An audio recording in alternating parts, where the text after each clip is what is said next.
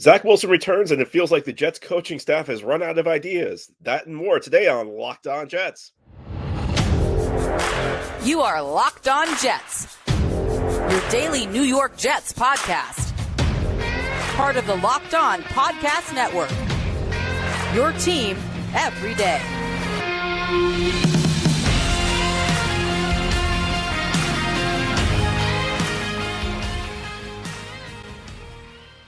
Welcome in, Jets fans and Texans fans. It is Crossover Thursday here on the Locked On Podcast Network. A couple Johns talking Jets Texans today. I'm John Butchko, the host of Locked On Jets, along with John Hickman, the co-host of Locked On Texans. It's Week 14 action in the NFL. This Crossover Thursday episode is brought to you by PrizePicks, the easiest and most exciting way to play daily fantasy sports. Go to prizepicks.com/LockedOnNFL and use code all lowercase LockedOnNFL for your first deposit match of up to $100. Well, as I said, I'm John Butchko of Locked On Jets. We are with John Hickman of Locked On Texans. Lots of Johns here on this show today. John, a lot of Johns. Great name. How are you doing today?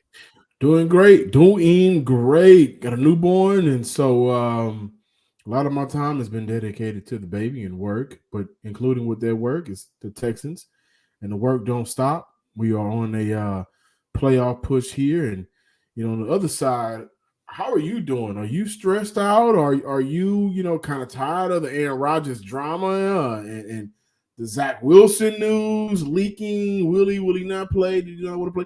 How is the New York John? And we can talk about the Houston John. What's going on? You go through enough of these seasons, and it's always interesting with the Jets. There's this discussion this week. Have we hit a new rock bottom? And I mean, how do you compare this versus the Adam Gase era versus the Todd Bowles era versus, John Idzik as general manager? It's difficult to say what rock bottom is. It's just the Jets find new ways to kind of be weird. And this was a strange week. I mean, this was up there. This is the big storyline of the week is the Zach Wilson saga, where there was a report that comes out that says he's reluctant to play. And I got to be honest with you, John, 99 times out of 100, I'd say, why doesn't the guy want to play? I kind of understand why Zach Wilson doesn't want to play. In fact, I said it on the show earlier this week that I honestly would be questioning Zach Wilson's sanity if he wasn't a little reluctant to play because of everything he's been through, the criticism, the offensive line drama, the lack of quality receivers, the bad play calling. It's a tough thing to be a quarterback in New York, especially for this franchise, because this is a Jets fan base that's very frustrated. Jets fan base that hasn't seen the playoffs since 2010. Jets fan base that had such high hopes for this year because Aaron Rodgers was a quarterback. Yeah. And it all has fallen apart. And it's frustrating. Part of the reason it's frustrating is that the Jets actually navigated their toughest part of the schedule successfully. That first 6 weeks was a gauntlet. They had Buffalo, they had Philadelphia, they had Kansas City. It was a very tough first 6 weeks. They got through it 3-3. And the first 6 weeks were always about surviving it. And they got through it. And then after the bye, the season's fallen apart. And they've lost to some teams that, we thought they'd be able to beat. And it's been now musical chairs at quarterback. Zach Wilson got benched 3 weeks ago in Buffalo. Tim Boyle came in. I don't know why they thought Tim Boyle could be a quality starter. I don't even know why the guy was on the roster. If you look at his college stats, he wasn't very good in college. Was it a 1 TD and 13 interceptions in 3 years? Yeah, UConn. Then he went to Eastern Kentucky, and the numbers were a little better, but it wasn't that great. So Boyle goes out there and starts 2 games, doesn't play very well. He's cut. I mean, you don't see that often. I've actually seen it with the Jets a couple of years ago with Luke Falk, where a guy starts on Sunday, and a few days later, he's not even on the team the next week because they cut him because he played so bad. And Zach Wilson's back in the lineup, and I look at this and I say the Jets coaching staff seems like they're out of ideas because they're already going back to an option they deemed unacceptable. So I mean, in some ways it's the same old story, John, with the Jets. The quarterback struggling, the team in disarray. In some ways, it's new because I'm not sure I've ever seen a week like this before. So, give me some better news. Give me some happier news because it's Jets fans. We look for like teams that have been down on their luck who like rise above, and it feels like the Texans are having a really special season. So, what's going on in Houston? Well, before I get to that, I heard a rumor. The reason why Zach Wilson is really reluctant to play football Sundays because he had a brunch date with somebody's mom. I'm sorry. I had to. But down here in Houston, everything is really on the up and up, right? Look at a team that in the last 3 seasons, only 10 wins, a tie, more than 30 losses. And coming into this season, nationally, the Houston Texans were ranked one of the most dysfunctional franchises in the NFL. And thankfully now it looks like the Carolina Panthers has taken that over, and to some degree the New York Jets.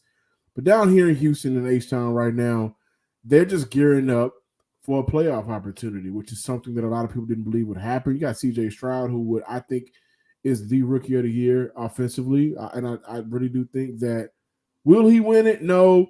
But I do think the NFL and voters should look at most valuable, like the value that he's brought to this team, who's had bad quarterback play. You got Nico Collins. He's 9 yards away from 1,000 yards, and he's never sniffed that in his 3 years before CJ Stroud arrival.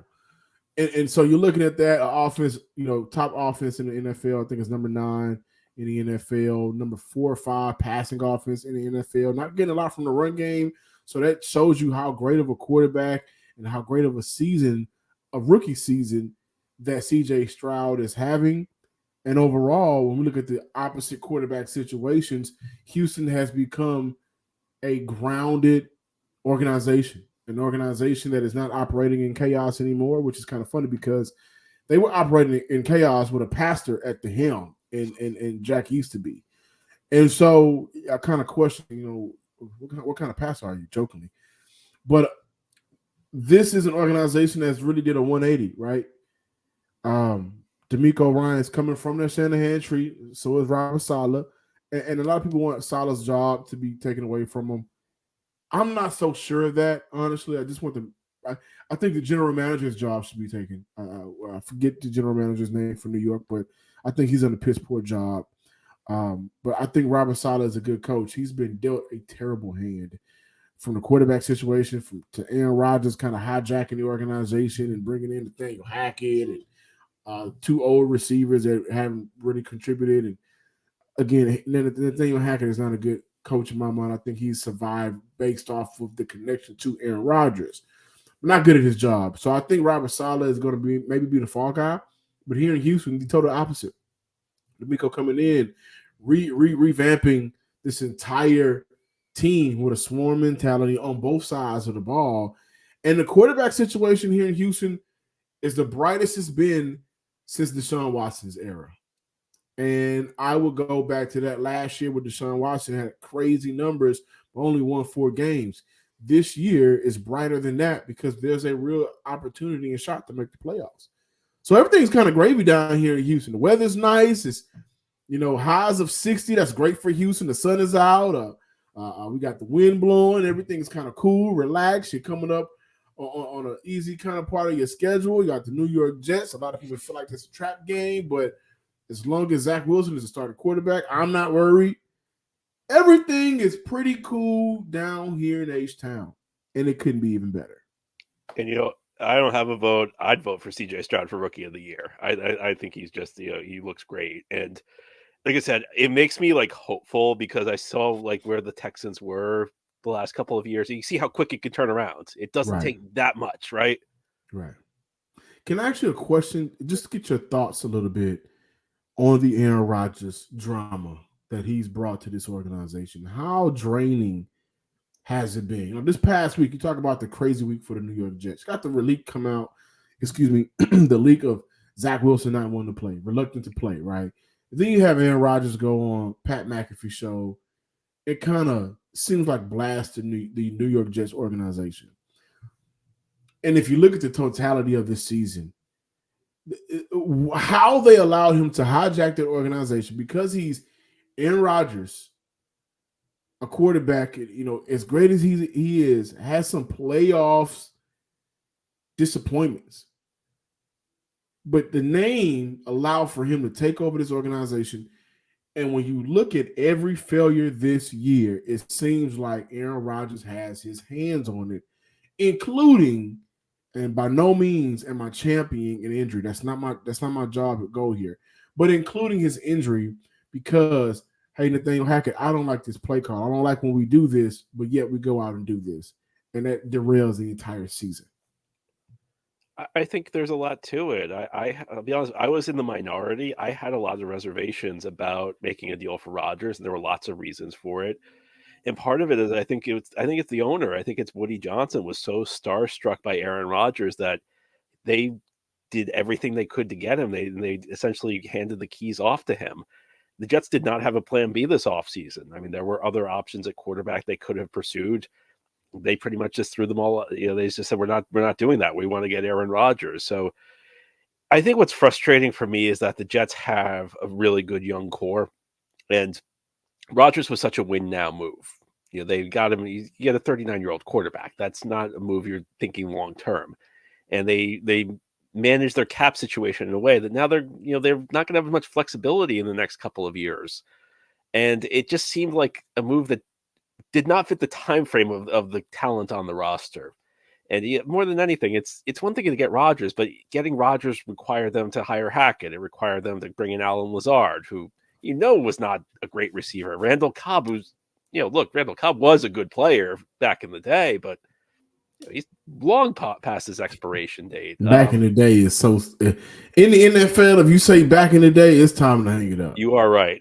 You are correct there. So I think a lot of what you said is true. I can't argue with much of what you said there, John. All right, well, ahead here on this crossover edition of Locked On Jets and Locked On Texans, we're going to turn our attention to some of the key matchups. I think there are going to be some really intriguing battles on both sides of the ball, and we'll get to them ahead here on Crossover Thursday on the Locked On Podcast Network. Well, John, sooner or later, somebody in that organization is going to be looking for a job, and LinkedIn may be the best place for them to go, right? And if you're a small business and you're looking to hire for your small business, you may want to have as many top-tier candidates as possible to interview. That's why you have to check out LinkedIn Jobs. LinkedIn Jobs has the tools to help you find the right professionals for your team faster and for free. So Woody Johnson may be on LinkedIn just kind of stand up later at night looking to see who can he hire to be his new head coach or general manager. But look, LinkedIn isn't just another job board. LinkedIn has a vast network of more than 1 billion professionals, which makes it the best place to hire. Hiring is easy when you have that many qualified candidates. So easy, in fact, 86% of small businesses get qualified candidates within 24 hours. A day span, you get qualified candidates looking to work for your small business or possibly the New York Jets. LinkedIn knows that small businesses are wearing so many different hats. You may not have time to hire and look for the resources. So thankfully with LinkedIn, the process is intuitive, quick, and easy. They even just launched a feature that helps you write job descriptions, making the process even easier and quicker. Post your job for free at linkedin.com/lockedonnfl. That's linkedin.com/lockedonnfl to post your job for free. Terms and conditions apply. Locked On Jets and Locked On Texans. It's a crossover Thursday show, getting ready for Week 14 action. Two Johns bringing you the preview for this game. John Butchko, Locked On Jets, alongside John Hickman, Locked On Texans. John, let's look at some of the key matchups in this game. What do you have your eye on? Well, rookie sensation Tank Dell is out for the season after suffering an injury this past Sunday. Led the team in TD receptions, was second on the team in receiving yards. And so now that leaves Houston with only one reliable receiver, and that's Nico Collins. And so the big key matchup is we go back to 2022 NFL draft. Sauce Gardner, who was taking 2 slots right after the number 3 overall pick, former number 3 overall pick, Derek Stingley, which I'll get into. But I think the biggest key matchup right now will be Sauce Gardner and limiting or trying to take away Nico Collins. And on the flip side, Derek Stingley and Garrett Wilson. I think Garrett Wilson is a phenomenal receiver, and I hate the year that he's had with the QB carousel because I thought he was primed for a huge season. I know a lot of fantasy owners were as well, but I'm curious to see how the Derek Stingley and Garrett Wilson matchup will turn out. The battle of the 2022 draft class cornerbacks, right? All pro for Sauce Gardner last year. I don't see why Derek Stingley doesn't at least get Pro Bowl nods this year. He's been playing some phenomenal football when he's on the field. But on the opposite end, Nico Collins, can he continue to be this team's dominant number one like he was last week against the Denver Broncos, where he gave Surtain PS2 a lot of problems? Yeah, I was really devastated to see Tank Dell getting injured because it's like they're guys you just like going into the draft, and even if your team doesn't draft them, you kind of like follow them, you're kind of rooting for them. And Tank Dell was like one of those guys for me, where I was hoping the Jets would get him, but even if they didn't, I hope he doesn't end up with like a team in my division because I want to be able to pull for him. That's how I felt about Jermaine Johnson. Loved him at the Senior Bowl. Loved him in what he did at the in Florida State his last year. And has he been a big? Not to go back. I'm going to go back to the key matches, but how has he been contributing to this D line?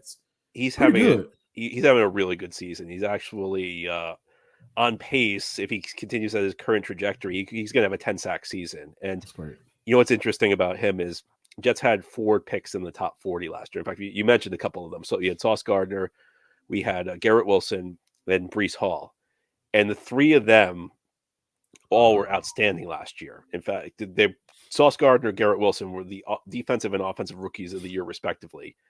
Breece Hall was on his way to being the offensive rookie of the year before he suffered a knee injury mid-season. Jermaine Johnson was like the 4th guy, and the question was, I don't think he had a bad year last year. It was more of like a typical rookie year where he makes a couple plays. You hope, hopefully he'll get better a year or two. It's been a breakout season for him, and he's gotten better every week. He had a big training camp. He had a big preseason. And then like the first 3 weeks of the season, you didn't really hear from him much. And I'll be honest with you, I was sitting there thinking like, oh, geez, another guy who got a ton of hype in August who doesn't produce. And then week 4, something clicked. And ever since then, he's been great. Yeah. Key matchups for the New York Jets. You guys got a good D line. It's not a lot going on offensively, but what are your key matchups for the New York Jets coming into this game? So I have 2. I think one, and I think this is a really interesting matchup in general. Usually when I do this, I pick like one player versus one player, but I'm really interested to watch CJ Stroud versus this Jets back 7. Jets are not a defense that blitzes a lot. In fact, they have one of the lowest blitz rates in the league. They pair that with one of the highest pressure rates in the league, so they can get home rushing 4, but usually it's rush 4, drop 7. And this is not a defense that's going to throw a ton of exotic looks at a rookie quarterback. They'll do some pattern matching. They'll throw a few wrinkles in there, but generally speaking, this is a Jets defense. They have their base set of defensive plays, and they run them at a really high level. And that's a philosophical thing with Robert Saleh. He believes that we want to limit the number of plays. We want our guys to just play fast. We don't want them to have to think. We want them just to do the same thing over and over, so that way everything they do is intuitive. So I think it's going to be interesting to see how CJ Stroud responds. Phenomenal young quarterback, as I said. If I vote, I don't have a vote. If I did have a vote for Rookie of the Year, he'd have mine. The windows may close a little bit faster than he's used to in this game, so I think it'll be really intriguing to see how he responds to that. On the other side of the ball, it's a matchup that I think is very worrying for the Jets. I'm going to go Will Anderson versus Carter Warren. Couple rookies. Now, Will Anderson, of course, very, very high pick. Carter Warren was a 4th-round pick. Jets' offensive line's been a mess. Talked about it earlier. Really not very good. Carter Warren's a 4th-round rookie. Been thrown into the mix. It's been a struggle. And, I always say this, like when we get to like rookie mini camp, there's always the report of the 1st-round pick dominating everybody. I'm like, yeah, of course he's dominating. He's a 1st-round pick going up against, day 3 guys. And I worry about that matchup for the Jets. Jets' offensive line's not been very good. I think Carter Warren could be a good player in the future, but I think part of the reason they're putting him out there is to try and get him game reps this year. So they think that experience will help him next year. But, this is a really tough matchup for the Jets. And, with Zach Wilson, not a quarterback who's particularly been great against pressure, I think that's the type of matchup that could bring some big problems for the Jets. I definitely look at the matchup from the sidelines, the coordinators, and of course, the 2 head coaches coming into this game, the Shanahan tree, which, by the way, man, to kind of talk football and just a little bit, I would love for Kyle Shanahan to win a ring this year. I don't know if you watch Succession on HBO, but I look at his dad as the dad. I forgot his name, but I look at Kyle as Kendall Roy, right? And I'm looking at Kyle saying, man, you have a great coaching tree of players. I mean, of coaches that come directly from you, but all of that extends back up. And I think a ring would finally be, something for him that he can say, Dad, I got one too. So I just want to say that I think he has a phenomenal coaching tree. But I do look at the sidelines and I think to myself, how can Bobby Slowick, the offensive coordinator, help his quarterback out this week? Because there is no Tank Dell. And you went up against a Denver Bronco team that defensively were playing some good football, not an explosive offense. We know that. Same thing with the New York Jets. Maybe worse than the Denver Broncos. The quarterback situation is up in there. It's crazy. There's no Russell Wilson. So you don't have some of that Russ magic that he may have a little bit left in the tank. There's no magic at the quarterback position. So I'm looking at both of the offensive coordinators. How can you help your quarterback out? How can you help a young, rattled, distraught, maybe mentally beaten and broken quarterback in Zach Wilson to give him an opportunity? But for Bobby Slowick, how are you able to come up with a great defense? How are you able to combat what they're able to do in New York offensively? How are you able to disguise different things and play call and maybe set your guys up for success? Because now with Tank Dell out, this is a limited group of playmakers. And so how can you get different guys involved? And defensively, I'm looking at Robert Saleh and I'm looking at D'Amico Ryans, and also with the Houston Texans signing Adrian Amos. What knowledge from behind enemy lines can you give us about some of the tendencies of this defense? Or, how can you help me in this chess match? Because it will be a chess match defensively. So I am looking at the battle from the sideline, and I think that this could, all jokes aside, this could be a quote-unquote trap game for the Texans. And this is a game that they need to win if they are not prepared from their coaches, not from a player standpoint. We know they'll go out there and do their thing. But schematically, how are you able to go up against the opposing team's defense and offense to give you guys a chance to win this game? I think that's outstanding analysis. So you've heard the key storylines for these teams. You've heard about the key matchups. Ahead here on this crossover Thursday edition of Locked On Jets and Locked On Texans, we're going to tell you how we think this game's going to play out. It'll be prediction time up next ahead here on this crossover Thursday episode on the Locked On Podcast Network. Our episode today is brought to you by Skylight Frames. Are you looking for a meaningful gift this holiday season that your loved ones will actually use and enjoy? Sometimes holiday gifts are boring to give because everybody gets them. I'm talking about socks, candles, slippers, robes, you name it. If you're looking to up your gift-giving game this year, you should consider giving Skylight Frame to your family. Who is the hard-to-gift person? Is it a spouse, a friend, a sister, mom, dad, grandma, daughter? Well, the most personal and thoughtful gift is a Skylight digital picture frame. And you should also know that Skylight is a touchscreen photo frame that you can send photos to straight from your phone. They appear in seconds, and you can even preload photos before the box is opened. So when it's unwrapped and plugged in, your most treasured memories will appear. It's the perfect gift for everyone. And satisfaction's guaranteed. We're confident that you'll love Skylight, and they offer a free 120-day returns policy. It's a top-rated brand with over 1 million happy customers, thousands of 5-star reviews, and it's available in over 30 countries. It's recommended by the Today Show, Forbes, New York Magazine, and more. And as a special limited-time offer for our listeners, you can get $15 off your purchase of a Skylight Frame when you go to skylightframe.com/lockedon. Again, to get $15 off your purchase of Skylight Frame, just go to skylightframe.com/lockedon. That's skylightframe.com/lockedon. New York Jets, Houston Texans playing Sunday at MetLife Stadium, Week 14 action. A big game for the Houston Texans in their playoff push. Not quite such a big game for the New York Jets as they're maybe playing for draft position. John Hickman, Locked On Texans. How do you see this game playing out? First, I want to say, please, MetLife, get that turf together. We don't need no injury. It's ridiculous.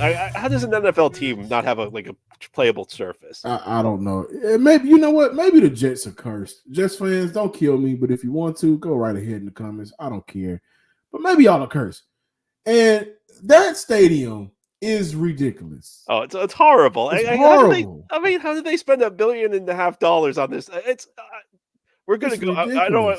don't want to take us on a rant because we'll go. Let's do it. No, let's We'll do go on it. for an hour. It's bad. It's terrible. Have you ever tried to get into a game there where you it takes you like an hour to like get through the ticket kiosk to your seat? I went to a game there in 2019 against the Cowboys.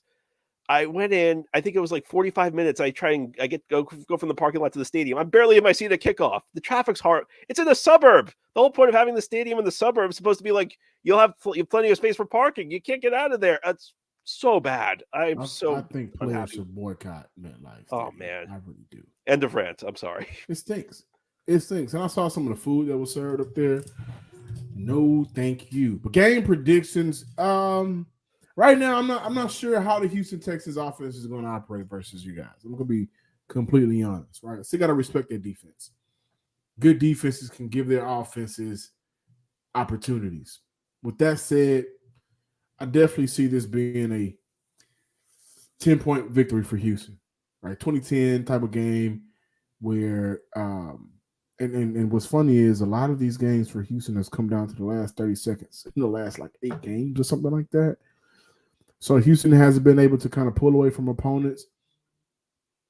And I think I can see this in the fourth quarter being a tight game and Houston pulling away with it because the New York just doesn't have the offense to kind of keep up. Right. So I think this is a 10-point game where the Houston Texans win it and they go to 8-5, excuse me. I was going to say the exact same thing. That's actually kind of amazing. I was going to say it's like a 2010 kind of game that's really competitive. That's competitive, and the Texans maybe like get a late touchdown to put it away in the fourth quarter. I see it the exact same way. I think, look, I don't trust the Jets to score points. 10 is about as high as I'll go for the maybe if they're going against a really bad defense, I'll pick them to score 13. This season's lost. I mean, I've seen this. I say this. I feel like I'm saying this every week on the crossover shows now. It's like, I know when I've watched the Jets for 30 years. I know when a Jets season's falling apart. I saw it immediately when they lost that Monday night game to the Chargers like 5 weeks ago. That was the beginning of the end for this team, and I think I almost feel bad for Zach Wilson because I wish if he was going to play, it would be a road game. The fan base has just completely turned on him, and look, Zach Wilson's not a good quarterback. He's a bust, and I don't want to make it sound like Zach Wilson's good, but I just feel bad for him. I mean, he's been so criticized. He's pulled apart from every angle, and it's not all his fault. Like the entire offense is bad. It's not like Zach Wilson's been the thing to drag this offense down by himself. I mean, he's not helping. He's missing reads, but the offensive line's not any good. The receivers aren't any good, and it doesn't matter what the Jets defense does. Last week, the Jets held the Falcons to 3.03 yards per play. They were the first team in over 2 calendar years that lost a game holding their opponent to that on defense. And that's just because it doesn't matter. It doesn't matter what the defense does.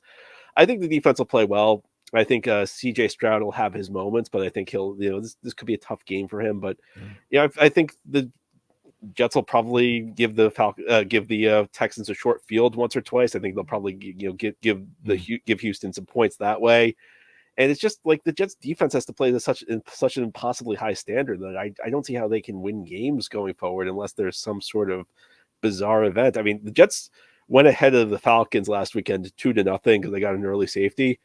And I'm not joking. Like, I'm sitting there thinking, like, can the Jets win this game? Can the Jets win this game 2-0? Like, because I'm thinking, like, that's their best shot of winning.